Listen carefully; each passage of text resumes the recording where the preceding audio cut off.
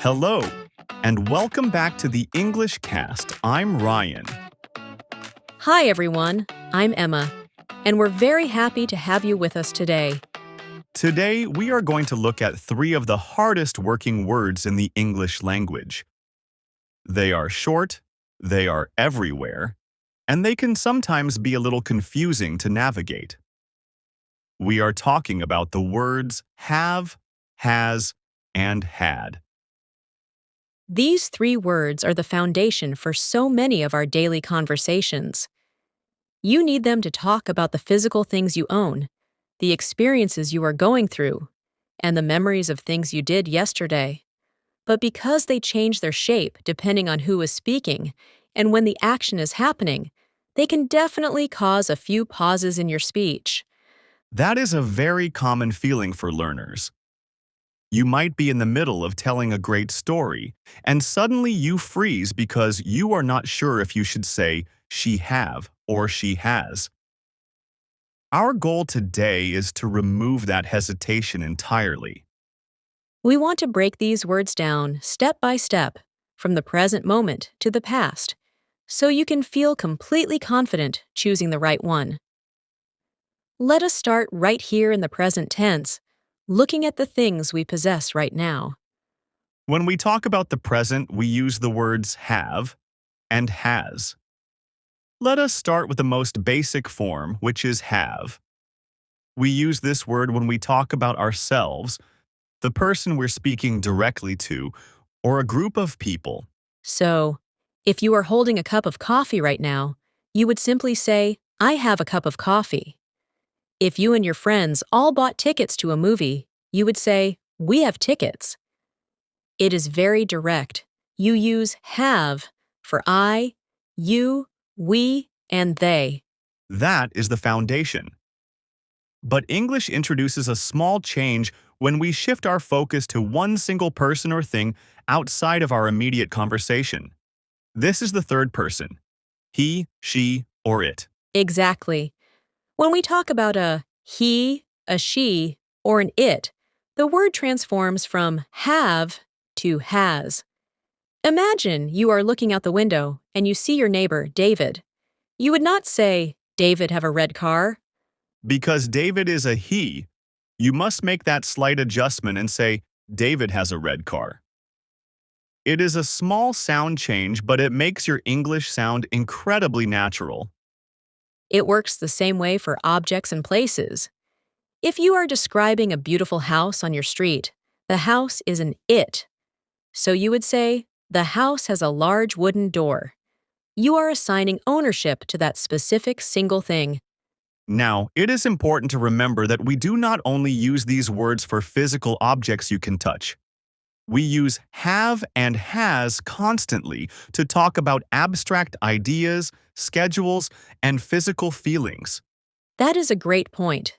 Think about your daily routine. You cannot physically hold a meeting in your hands, but you still possess that event in your schedule. So you say, I have a meeting at 3 o'clock.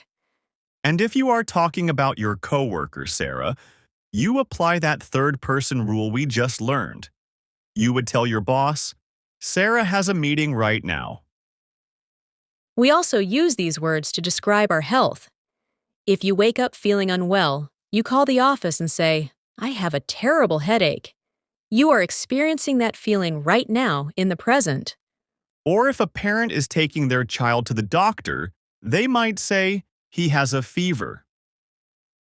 It describes a physical condition that is currently true. Have and has keep us firmly anchored in the reality of right now. But life is constantly moving forward. What happens when we want to talk about a reality that is already finished? This is where we step into the past tense. And honestly, the rules become much easier here. They really do. When we travel into the past, both have and has disappear completely. They are replaced by one single, universal word: had. The beautiful thing about had is that it does not care who you're talking about.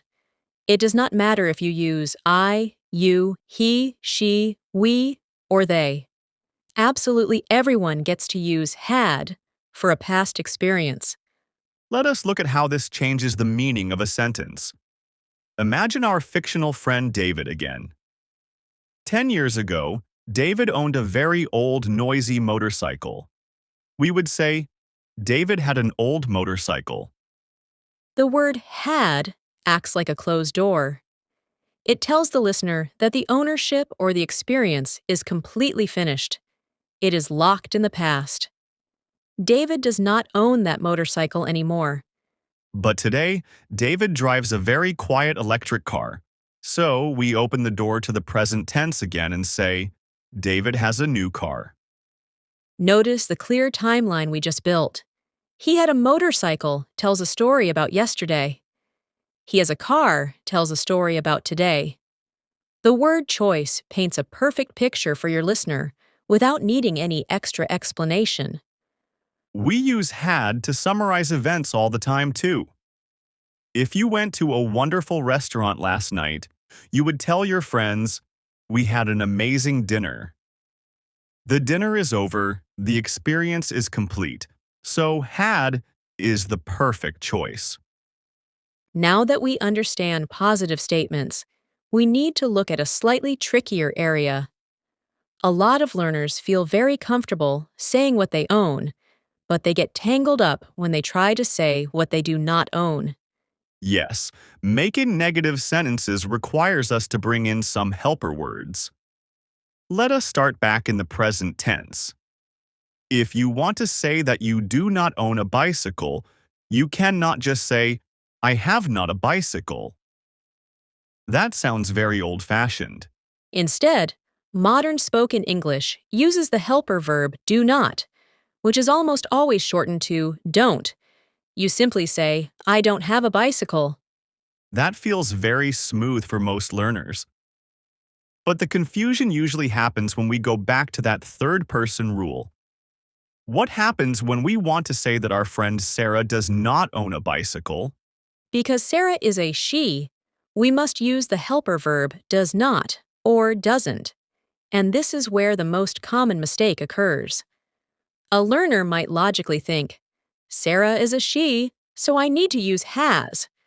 They will say, Sarah doesn't has a bicycle. It is completely understandable why someone would make that mistake, but it is actually incorrect.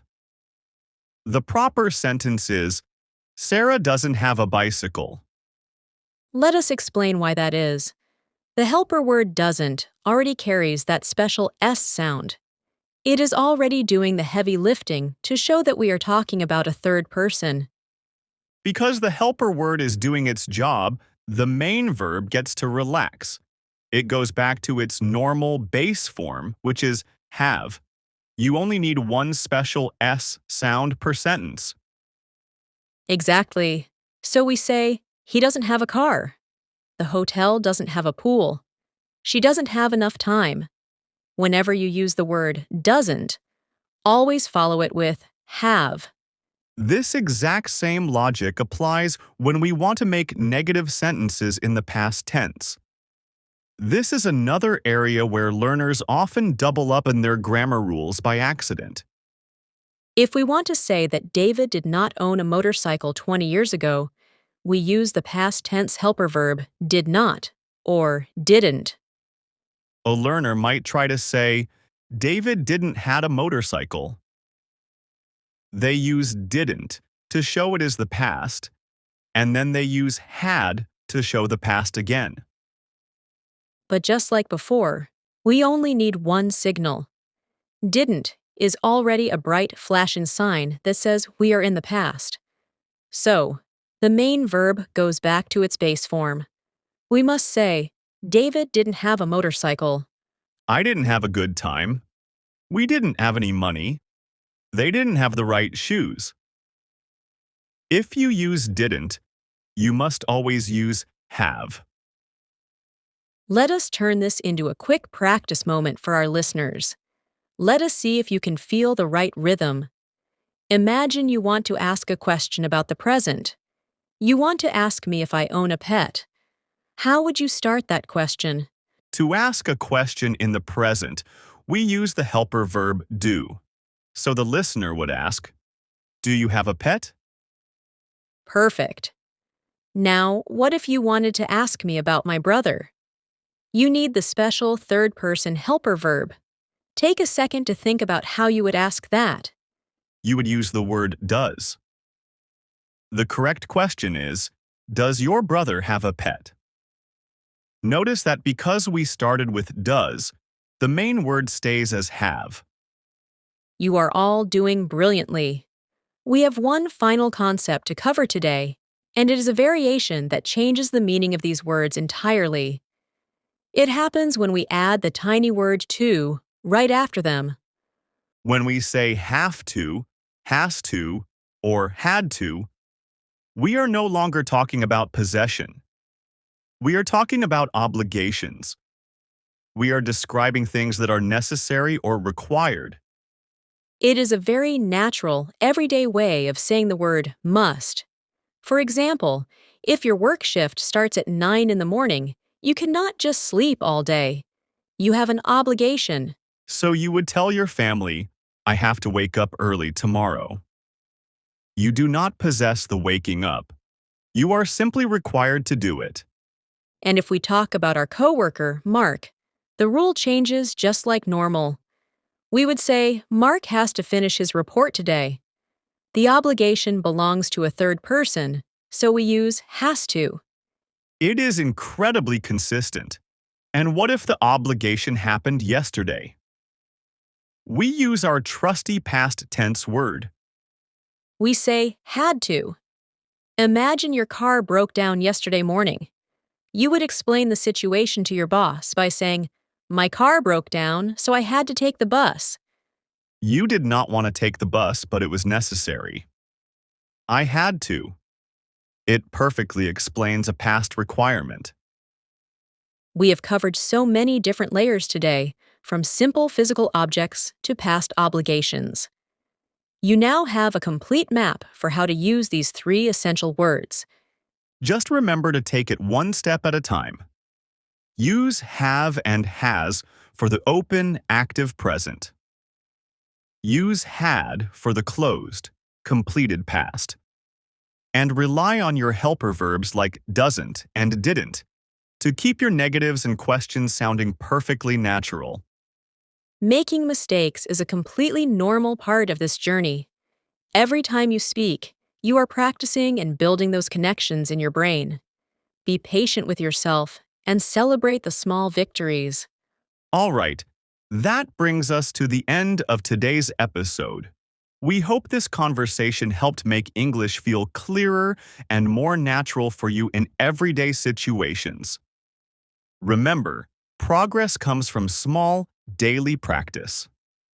If you enjoyed this episode, make sure to like the video and subscribe to the English Cast so you don't miss the next one. And as always, keep learning, keep speaking, and keep connecting. Thanks for spending your time with us. We'll see you in the next episode.